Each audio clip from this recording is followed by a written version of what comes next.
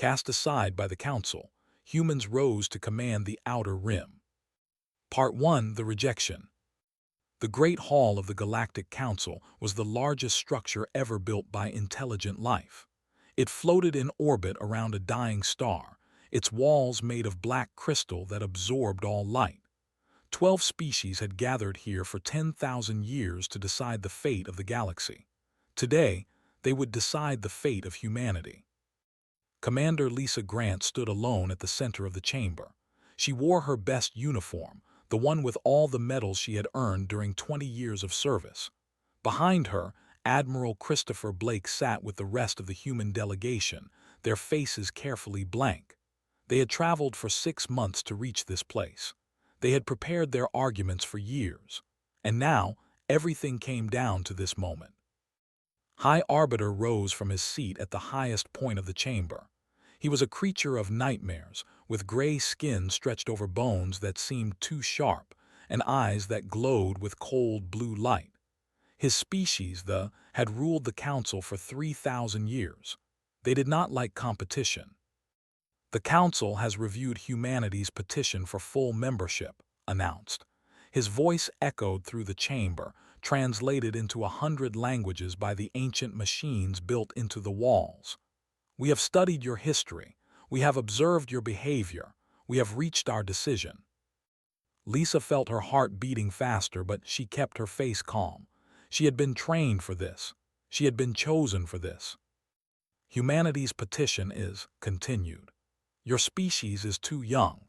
You have existed for only 200,000 years. You discovered space travel only 3 centuries ago. You are children playing with toys you do not understand." A murmur ran through the chamber. Some of the alien delegates looked pleased. Others seemed uncomfortable. None of them spoke. "Furthermore," said, his blue eyes fixed on Lisa, "your species is dangerous. You fight among yourselves constantly. You have used nuclear weapons on your own planet. You have driven countless other species on your world to extinction. The Council cannot allow such a violent race to spread among the stars." Lisa wanted to argue. She wanted to point out that humanity had changed, that they had learned from their mistakes, that they had united under a single government specifically to prove they were ready for the galactic community. But the rules of the Council did not allow her to speak until was finished.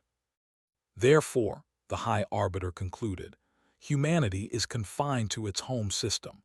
You may not expand beyond your asteroid belt. You may not establish colonies on other worlds. You may not develop faster-than-light technology beyond what is needed for communication. Any violation of these restrictions will be considered an act of war against the Council." He paused, and something that might have been a smile crossed his alien face. "You have 1,000 years to prove yourselves worthy. If your species still exists at that time, you may petition again." Lisa stood in silence for a long moment. Then she spoke, her voice steady despite the anger burning inside her. "May I ask the Council one question?" Waved a clawed hand. "You may. What must humanity do to prove ourselves worthy? What specific actions would demonstrate that we deserve a place among you?" The delegate answered before could speak. There were beings of pure energy, ancient beyond measure, and they rarely bothered to communicate with lesser species. But now, the crystalline form pulsed with colors that the translator interpreted as amusement. "Survive," they said. "Simply survive, that is all we ask." The journey back to Earth took 6 weeks. Lisa spent most of that time alone in her cabin, reading and rereading a classified document that Admiral Blake had given her before they left for the Council. It was called Project Exodus, and it was humanity's backup plan. The plan was simple in concept but incredibly difficult in execution. If the Council rejected humanity, they would leave. Not just their solar system, but the entire region of space that the Council controlled. They would travel to the Outer Rim, a vast stretch of unexplored territory that the Council had ignored for centuries because it contained few habitable planets and no valuable resources. At least, that was what the Council believed. Human scientists had been studying the outer rim in secret for decades. They had found something the Council had missed. Hidden among the barren rocks and dead worlds were dozens of planets that could support human life with minimal modification.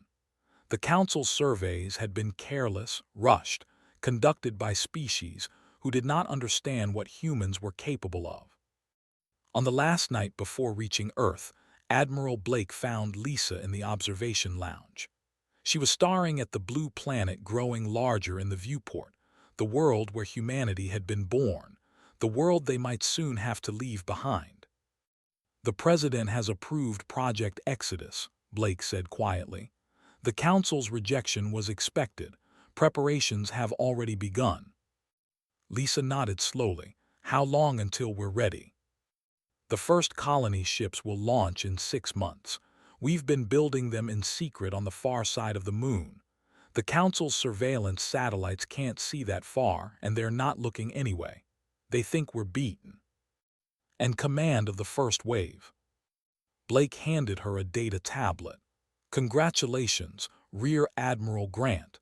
You've been given command of the entire operation."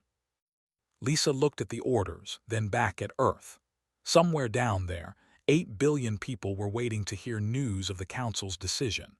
Most of them would be told that the petition was that humanity would have to wait another 1,000 years. Only a small number would learn the truth. "Where exactly are we going?" she asked. "The Expanse. It's 1,200 light-years from Council space, well beyond their sensor range. We've identified 17 potentially habitable worlds in that region alone, enough for a new beginning." The first ships departed 6 months later, just as Blake had promised. They were massive vessels, each one carrying 50,000 colonists in suspended animation, along with all the supplies and equipment needed to build new civilizations from nothing. They slipped away from Earth in the dead of night, their engines modified to leave no trace that Council sensors could detect. Lisa stood on the bridge of the lead ship, the Endurance, as it accelerated toward the unknown. Behind her, 11 other vessels followed in perfect formation. Ahead of her lay 1,200 light-years of empty space, and beyond that, a future that humanity would build for itself. The Council had told them to stay home. The Council had called them children. The Council had given them 1,000 years to prove themselves worthy. Lisa smiled grimly as the stars stretched into lines around her ship. Humanity would prove itself worthy in far less time than that. And when they did, the Council would learn an important lesson about underestimating the species they had cast aside. The journey to the outer rim took 3 years. 3 years of traveling through the void between stars, maintaining the ships, checking on the sleeping colonists, and preparing for what lay ahead. Lisa used that time to plan, to train her officers, to study everything humanity knew about surviving in hostile environments. When they finally arrived at their destination, a world they named Haven, Lisa was the first to set foot on alien soil. The air was thin but breathable. The gravity was slightly higher than Earth's. The sun in the sky was smaller and redder than the one she had grown up under. But it was theirs. No Council oversight. No alien masters telling them what they could and could not do. Just humanity, alone in the darkness, ready to build something new. "Begin landing operations," Lisa ordered. "We have a lot of work to do." And so, cast aside by the Council, rejected by the galaxy's ruling powers, humanity took its first steps toward a destiny that no one could have predicted. In the outer rim, far from the eyes of those who had dismissed them, they would grow. They would learn. They would become something greater than they had ever been before. The rejection was not an ending. It was a beginning. 10 years had passed since the first colonists landed on Haven. What had once been empty wilderness was now a city of 300,000 people, with tall buildings reaching toward the purple sky and farms spreading across the fertile valleys.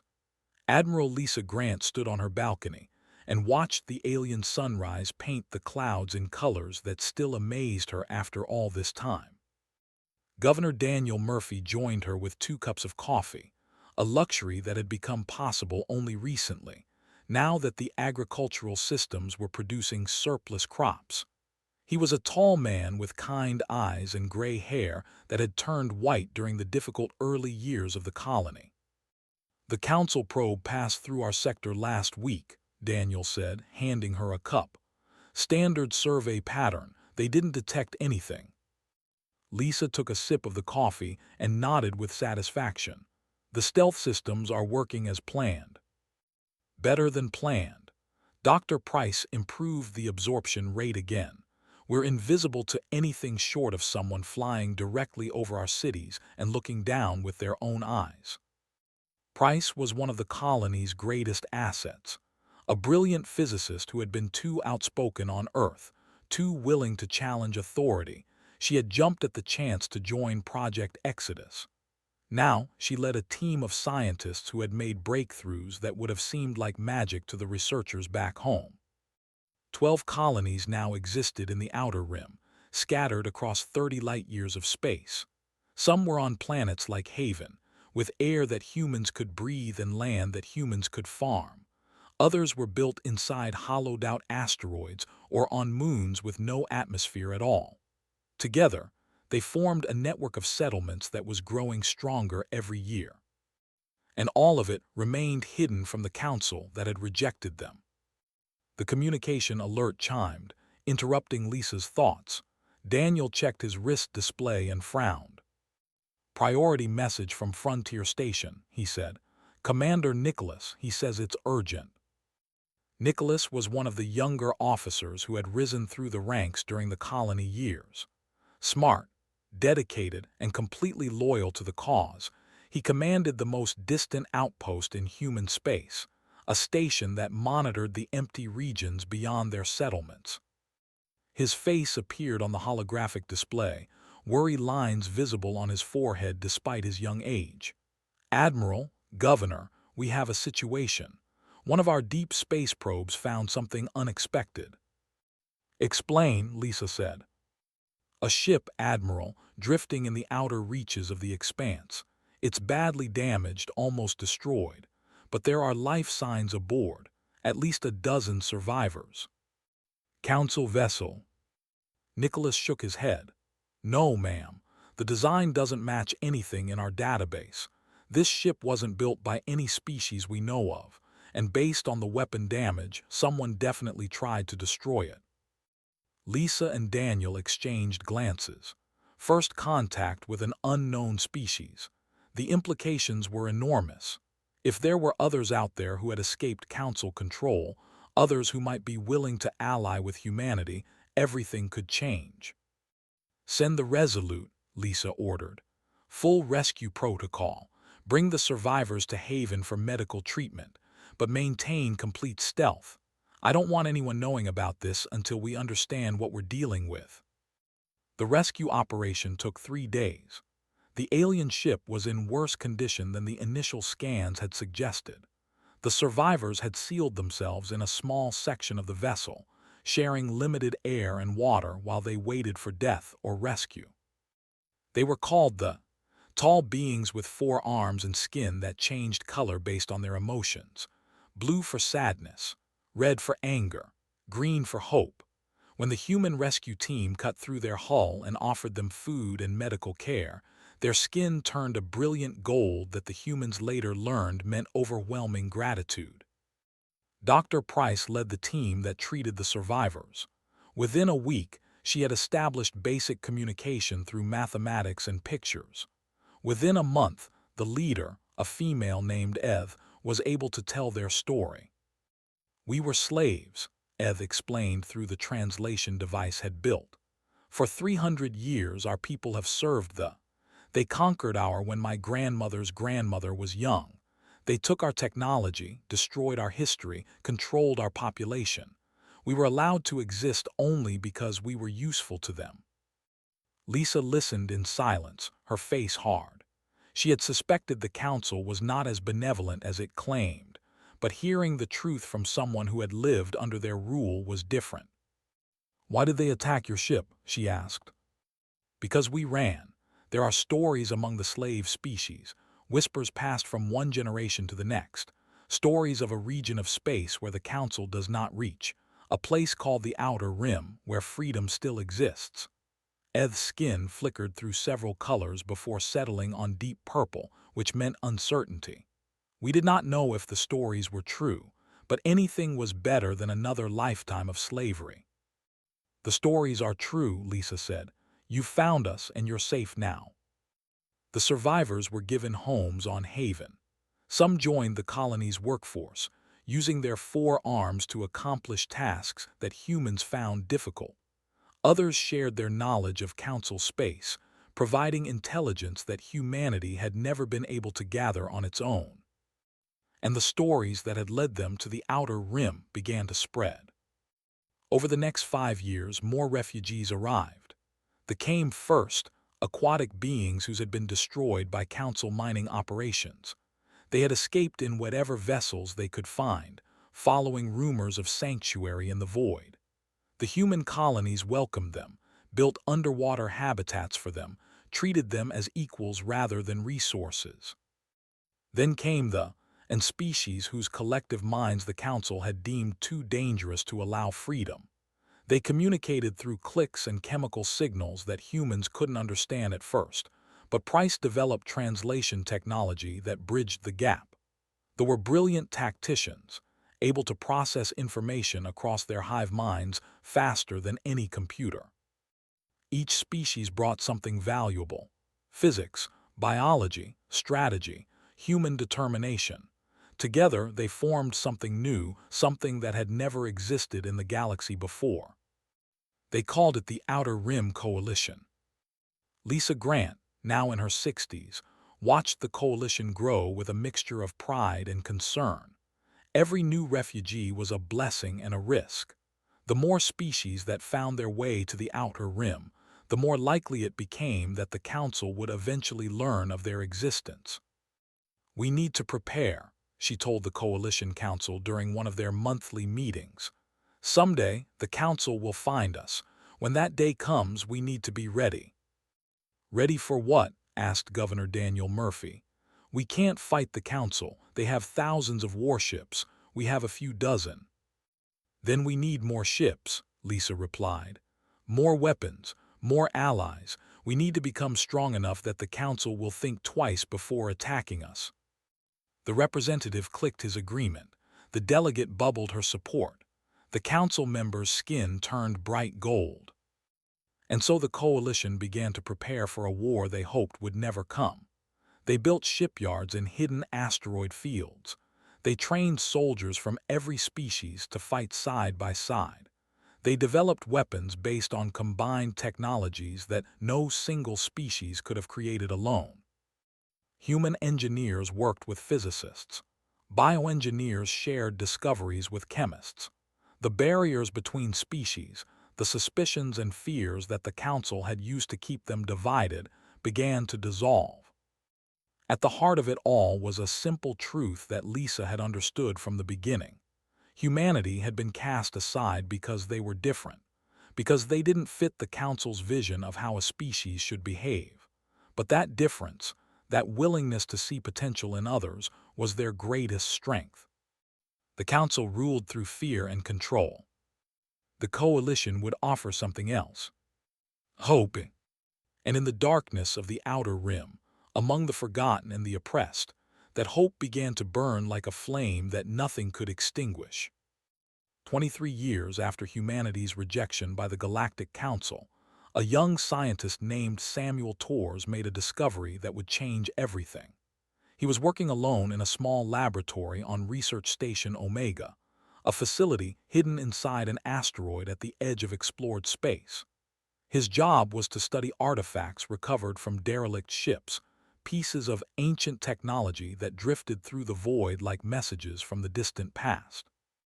Most of what Samuel studied was junk: broken machines from forgotten civilizations, fragments of ships that had been destroyed in wars nobody remembered. But on this particular night, examining a strange crystalline device recovered from a vessel that predated the Council itself, he found something extraordinary. The crystal began to glow when he touched it. Images filled his mind, not words but pure information, flowing directly into his brain like water into an empty cup. He saw star maps showing regions of space that humanity had never explored. He saw enormous structures floating in the darkness between galaxies. He saw the truth that the Council had hidden for 10,000 years. Samuel immediately contacted Admiral Lisa Grant on Haven. "You need to see this," he said, his voice shaking with excitement. "Everyone needs to see this." The emergency session of the Coalition Council was called within hours. Representatives from every species gathered in the great hall that had been built specifically for these meetings, a chamber designed to accommodate beings that breathed water, beings that communicated through chemicals, beings that existed partly as energy, and beings that were simply human. Samuel's holographic presentation filled the center of the room with light and color. "This crystal contains a database," he explained. "Not just any database. This is a map created by the precursors, the ancient civilization that seeded life throughout the galaxy billions of years ago. The Council has always claimed the precursors were myths, legends with no basis in fact. They lied." Admiral Lisa Grant, now 72 years old and serving as Supreme Commander of the Coalition forces, leaned forward in her seat. "What exactly does this map show us?" "Everything, Admiral. Hundreds of precursor installations scattered across the galaxy. Shipyards capable of building vessels larger than anything we've ever seen. Weapons caches, research stations, and something called the Nexus Gate." Samuel changed the display to show a massive ring structure, a circle of metal and energy large enough for an entire fleet to pass through. "According to these records, the Nexus Gate is a portal to another galaxy entirely. The Council discovered it 3,000 years ago." 3,000 years, said Eve, the representative who had been among the first refugees to reach the outer rim. Her skin cycled through colors too fast to identify. "My people have served the Council for 300 years. They never mentioned anything like this." "Of course not," Lisa said quietly. "Think about it. If the subject species knew about these installations, knew about this technology, they might get ideas. They might start thinking they didn't need the Council anymore." The Hive speaker clicked rapidly, communicating with the collective minds of its species across dozens of worlds. "The Council controls the galaxy not through strength alone, but through the suppression of knowledge. They keep the other species weak by denying them the tools to become strong." "Exactly," Samuel said. "But now we have the map. We know where the installations are. We can reach them before the Council even knows we're looking." The decision to investigate the precursor sites was unanimous. Over the following months, Coalition ships spread across the galaxy, following coordinates that had been hidden for. What they found exceeded their wildest expectations. Admiral Nicholas led the expedition to the largest installation, a structure hidden in the heart of a nebula that the Council had declared off-limits for centuries. The official reason was that the nebula was too dangerous to navigate. The real reason, Nicholas now understood, was that the Council didn't want anyone to find what was inside. The station was enormous. It stretched for hundreds of kilometers in every direction, a city of metal and crystal floating in clouds of glowing gas. Automated systems had kept it functioning for millions of years, patiently waiting for someone to return. "The power systems are fully operational," Nicholas reported from the station's command center. His voice echoed slightly, distorted by the ancient communication equipment. "The construction bays are intact. Admiral, this station could build a fleet of 500 capital ships within a year, ships larger and more powerful than anything the Council possesses." Lisa received the report in her quarters on Haven. Her body had grown too frail for extended space travel, but her mind remained as sharp as ever. She understood immediately what this discovery meant. "Begin production," she ordered. "Train crews from every Coalition species. When we reveal ourselves to the Council, we do it as equals. We do it as a force they cannot ignore or destroy. The construction proceeded in absolute secrecy. Coalition engineers studied the precursor technology, learned to operate the ancient machines, adapted designs to incorporate the best features of every species' knowledge. Ships began to emerge from the hidden shipyards, vessels that combined human engineering, physics, biological systems, and tactical programming. Each ship was crewed by a mixed team. Human commanders worked alongside navigators and engineers and gunners.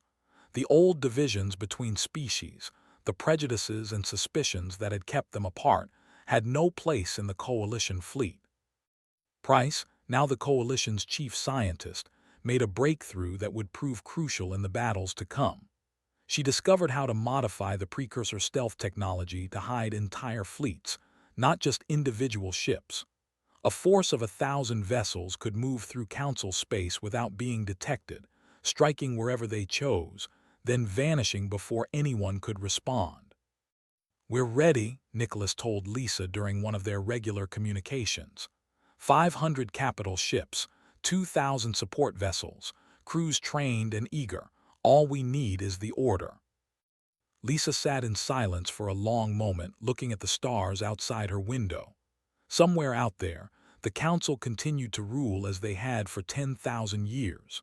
Somewhere out there, countless species lived in slavery, their potential crushed, their hopes. Somewhere out there, the galaxy waited for someone to challenge the old order. "Not yet," she said finally. "Before we reveal ourselves, the galaxy needs to know who we are, what we stand for, why we're fighting." She began to compose a message, words that would be broadcast to every inhabited world in Council space at the moment the Coalition fleet emerged from hiding. Words that would offer a choice to billions of beings who had never known they had won. The message took her 3 days to write. She revised it dozens of times, seeking the perfect balance between defiance and hope, between strength and compassion. When she finished, she knew it was the most important thing she had ever created.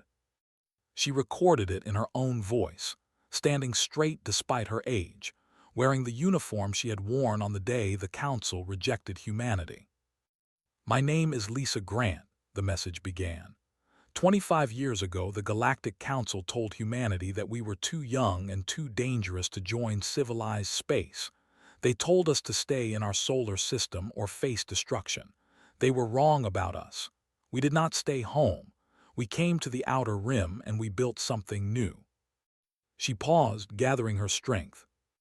But we did not build it alone.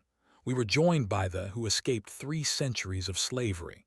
We were joined by the whose was destroyed by Council greed.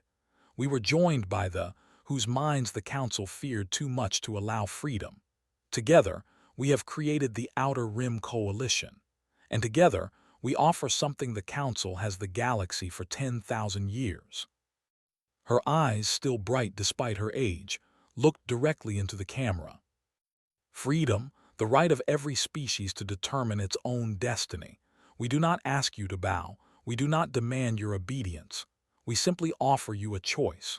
Stand with us and help us build a better future, or stand aside and we will respect your decision. But know this, the age of the Council is ending, and a new dawn is beginning." The message was stored, ready to be transmitted at the moment of the fleet's emergence. Lisa set down the recording device and looked out at the stars once more. Somewhere in the distance, the future was waiting, and humanity was ready to claim it. The broadcast spread across the galaxy like wildfire. Within hours, every inhabited world had received Lisa Grant's message.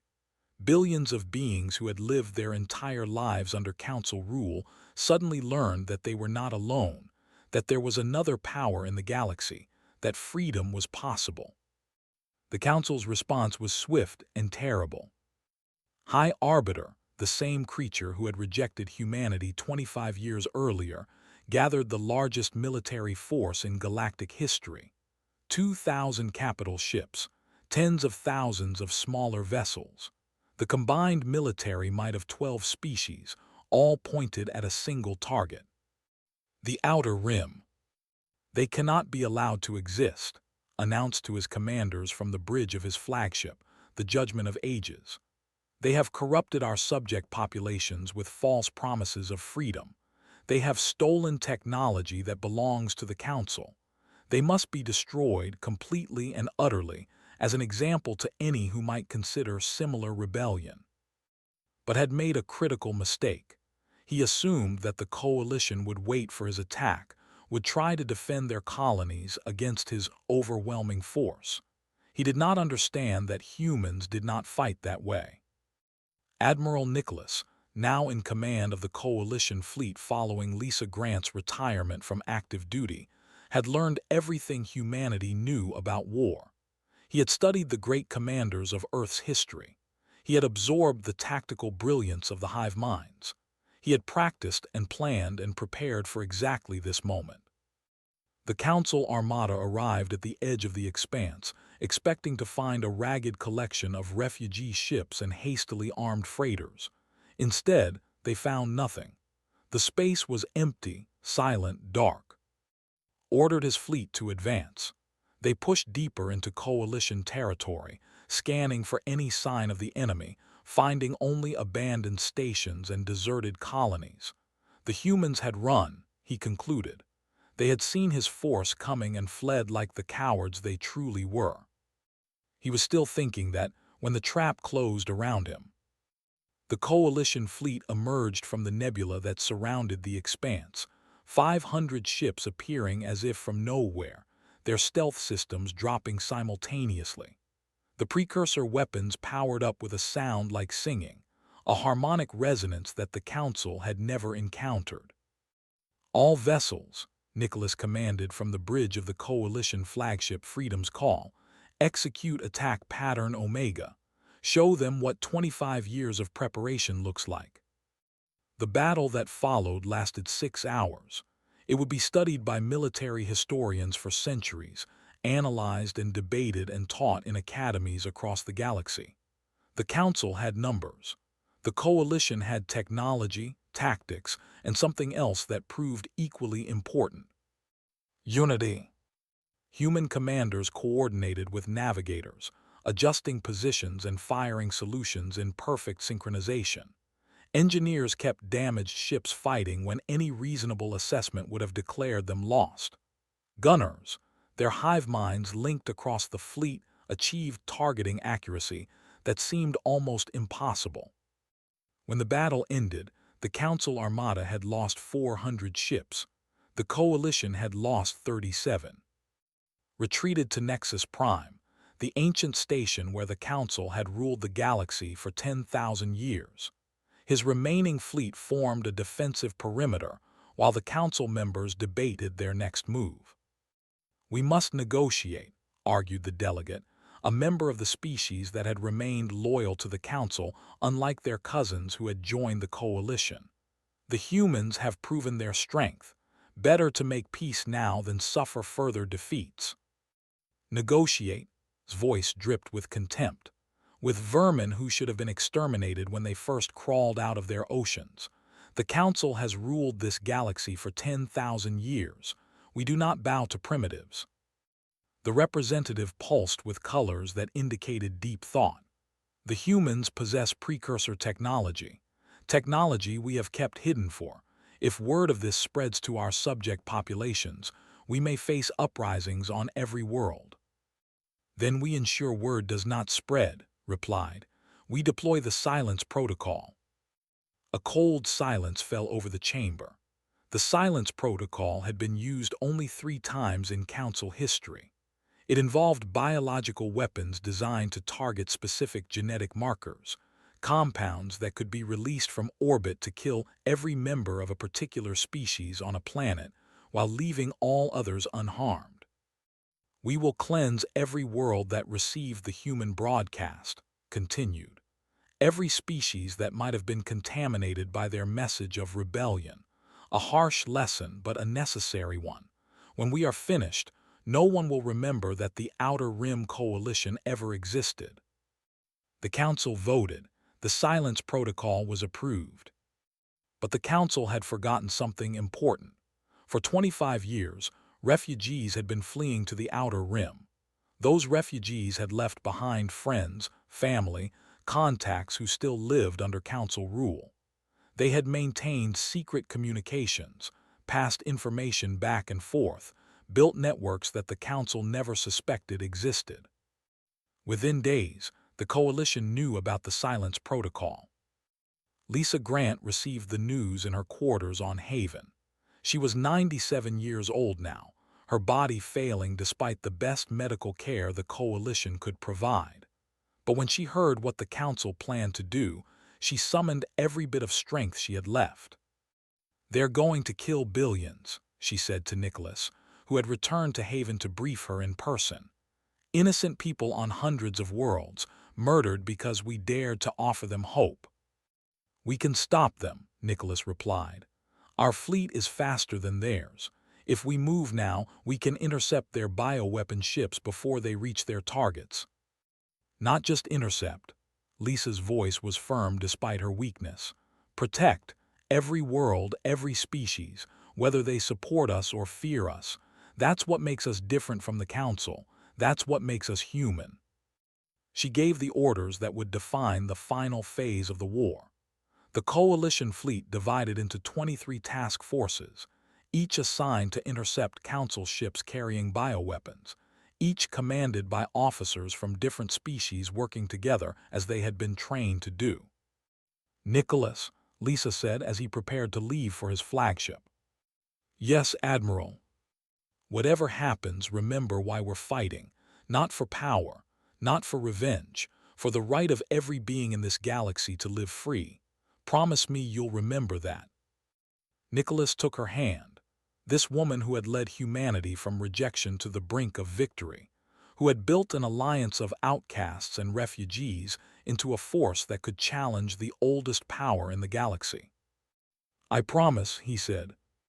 Lisa Grant died 3 days later, peacefully, surrounded by friends and allies from a dozen species. She did not live to see the final battle, but her orders stood, passed down through the chain of command she had built, interpreted by the officers she had trained, executed by the Coalition she had created. The news of her death spread through the fleet. Humans wept openly. Skin turned deep blue with grief, sang mournful songs in their underwater chambers.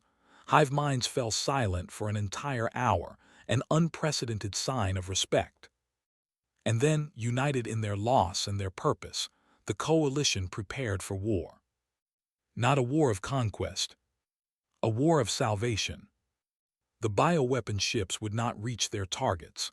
The Silence Protocol would fail, and the Council would learn, finally and completely, what it meant to underestimate humanity and the allies who stood beside them. Admiral Nicholas looked at the star chart showing the positions of every task force, every enemy vessel, every world that needed protection. The scale of the operation was enormous. The margin for error was zero. "For Lisa," he said quietly. And the Coalition fleet began to move. The Coalition fleet arrived at Nexus Prime on the anniversary of humanity's rejection, 26 years to the day since Lisa Grant had stood in the Council chamber and been told her species was unworthy of the stars. Nicholas found the coincidence darkly appropriate as he watched the ancient station grow larger in his viewport. Behind him, 1,500 ships formed a wall of steel and determination. Human destroyers flew alongside cruisers, carriers, and assault vessels. Every species that had found refuge in the Outer Rim was represented in this final fleet. Before him, the Council's remaining forces prepared for their last stand. They were still formidable, nearly 1,000 ships arranged in defensive formations around the station where they had ruled for 10,000 years. But they were tired, demoralized, weakened by weeks of defeats across the galaxy. The bioweapon ships had been stopped, every single one. Coalition task forces had intercepted them in space, boarded them, secured the deadly cargo. On 100 worlds, people who had lived under Council rule their entire lives had watched as human soldiers, fighting alongside species they had been taught to fear, protected them from their own government. The Council's plan to silence the galaxy had failed completely. "All task forces, report status," Nicholas commanded. "Alpha Group in position at the," reported Commander Santos, human. "Beta Group has secured Sector 7, said Admiral Al. "Gamma Group ready to assault Nexus Prime," announced Fleet Commander Depth of Ocean. "Delta Group standing by for communications disruption," clicked Hive Admiral Unity and Purpose. 23 task forces, thousands of ships, millions of soldiers from dozens of species, all of them united under the banner that Lisa Grant had created, all of them fighting for the future she had envisioned. Nicholas looked at the tactical display one final time. Somewhere behind those defensive lines, High Arbiter waited in his command center, clinging to the power that had defined his existence for centuries. The same creature who had looked at humanity and seen only primitive animals to be controlled. The same creature who had ordered the deaths of billions rather than accept that his age of dominance was ending. Nicholas almost felt sorry for him, almost. "All forces," he said, his voice steady and calm, "begin Operation New Dawn." The battle for Nexus Prime lasted 12 hours. It was not the largest engagement of the war, but it was the most important. The Council threw everything they had at the Coalition fleet, desperate to protect the station that symbolized their authority. Ships on both sides were destroyed. Lives on both sides were lost. But slowly, inevitably, the Coalition pushed forward. The precursor ships proved their worth again and again. Their weapons cut through Council shields as if they weren't there. Their armor absorbed punishment that would have destroyed conventional vessels. And their crews, trained to work together across species boundaries, operated with a coordination that the Council could not match. When Coalition Marines finally breached Nexus Prime and fought their way to the central command chamber, they found waiting for them.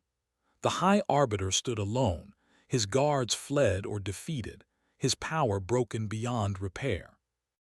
"You have won nothing," said as the soldiers surrounded him. "The galaxy will not accept you. The other species will never follow primitive beings who were crawling in mud when my ancestors ruled the stars." Nicholas walked through the ranks of his soldiers to face the creature who had shaped so much of human history. Human and stood shoulder to shoulder behind him, their weapons ready but held at ease. "You're wrong," Nicholas replied. "They already follow us, not because we conquered them, but because we offered them something you never could: respect, partnership, a voice in their own destiny." Was taken into custody. The Council, as a governing body, ceased to exist, and Nicholas, standing in the same chamber where humanity had been rejected, broadcast a message to the galaxy. "The age of the Galactic Council has ended," he announced. "But the Coalition does not seek to replace one tyranny with another. We offer partnership, not rule. Cooperation, not control. Every species that wishes to join us will have a voice. Every world that seeks freedom will find allies. We do not ask you to bow. We ask you to stand with us as equals and help build a better future for all." The response exceeded anything the Coalition had hoped for. Dozens of species requested membership in the weeks that followed. Worlds that had feared human expansion discovered instead a willingness to share technology, knowledge, and resources. The precursor installations were open to everyone, their secrets distributed freely rather than hoarded. Governor Daniel Murphy, now 102 years old and still serving on Haven, lived to see the first session of the new Galactic Assembly. Representatives from 87 species gathered to discuss trade, defense, and cooperation. Humans sat among them, not as rulers, but as partners among equals. "She would have loved this," Daniel said to Nicholas as they watched the proceedings from the observation gallery above the chamber. "Admiral Grant, Lisa always said our greatest strength wasn't our ships or our technology. It was our ability to see potential in others, even when they couldn't see it themselves. She believed that every species had something valuable to offer if only they were given the chance." Nicholas nodded slowly, remembering the woman who had led them from rejection to victory. And now, we command the outer rim. No, Daniel corrected gently. We serve it, that's the difference. That's what makes us human. The new era began not with dramatic proclamations, but with quiet acts of cooperation. Human engineers helped colonists build new cities on worlds they had never seen before. Scientists worked with biologists to develop medicines that benefited a dozen species. Trade routes that had been controlled by council monopolies opened to free commerce. Children were born who had never known the council's rule, who grew up in a galaxy where different species worked together as a matter of course. They learned the history of the rejection, of the long years in the outer rim, of the war that had changed everything. They understood that their freedom had been bought with sacrifice and determination. And in the archives of Haven, preserved for all future generations, Lisa Grant's original message remained. Her words were taught in schools across the galaxy, a reminder of how far they had come and what they had fought to achieve. They told us to stay in our solar system. They told us we were too young, too aggressive, too unpredictable. They were wrong, not because we conquered the stars, but because we learned to share them. Humanity had been cast aside by the Council, rejected by the galaxy's ruling powers, told they would never be worthy of the stars. But in the outer rim, far from the eyes of those who had dismissed them, they had found something greater than membership in a corrupt empire. They had found a family. The who had fled slavery, the who had lost the who had been feared for their different minds, and the dozens of other species who had joined them, each bringing something unique to the whole. Together, they had risen from outcasts to leaders, not through conquest or domination, but through compassion and unity. They had proved that the measure of a species was not how long they had existed or how much power they wielded, but how they treated those who needed help. Nicholas served as Supreme Commander for another 20 years before retiring to a small house on Haven, not far from the spot where the first colonists had landed half a century earlier. He spent his final years writing the history of the coalition, making sure that future generations would understand what had been accomplished and why it mattered. On the last page of his final book, he wrote words that would be quoted for centuries to come. We were told we were unworthy. We proved them wrong. We were told we were alone. We built a family. We were cast aside by the council, and we rose to command the outer rim, not because we were stronger or smarter or better than anyone else, but because we never forgot the most important truth of all. The stars belong to everyone who reaches for them. The galaxy had changed forever, and humanity, once rejected and forgotten, had led the way. The end.